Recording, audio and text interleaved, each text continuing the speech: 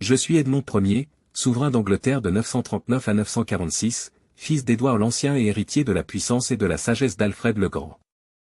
Je me suis résolu à vous narrer, en mes propres mots, le déroulement de mon règne, une époque marquée par la lutte, l'ambition et l'aspiration à la paix dans un royaume fracturé par les rivalités internes et les menaces extérieures.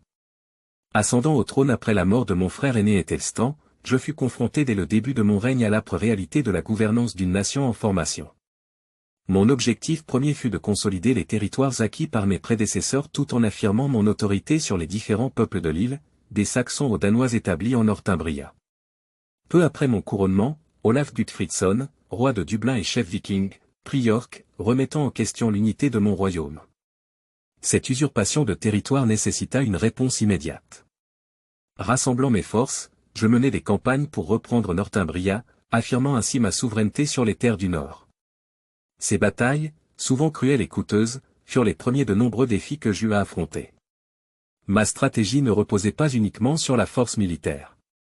Conscient de la complexité des relations entre Saxons et Danois, j'œuvrai pour intégrer plutôt que d'isoler, cherchant à assimiler les coutumes et les lois danoises au sein de mon royaume pour forger une paix durable. Cette approche était à contre-courant de celle de certains de mes prédécesseurs, mais elle me semblait essentielle pour la stabilité et l'unité de l'Angleterre. Durant mon règne, je me consacrais également à la protection et à la promotion de l'Église chrétienne. Je voyais dans la foi un ciment capable d'unir mes sujets, quelle que soit leur origine. J'encourageais la construction et la restauration de monastères et d'églises, et je soutins les clercs dans leur mission d'éducation et de préservation du savoir. C'était une époque où l'Église jouait un rôle crucial non seulement en tant qu'institution spirituelle mais aussi en tant qu'acteur politique et culturel. Par ailleurs, les affaires internationales exigeaient mon attention. Les relations avec les royaumes celtiques, en particulier, nécessitaient une diplomatie habile. Des alliances furent nouées, souvent scellées par des mariages entre les familles royales, dans le but de garantir la paix et la coopération entre les nations. J'épousai même la princesse Aelgifu, fille du comte de Northumbria, pour renforcer les liens avec les puissants seigneurs du Nord. Cependant, mon règne fut loin d'être un long fleuve tranquille.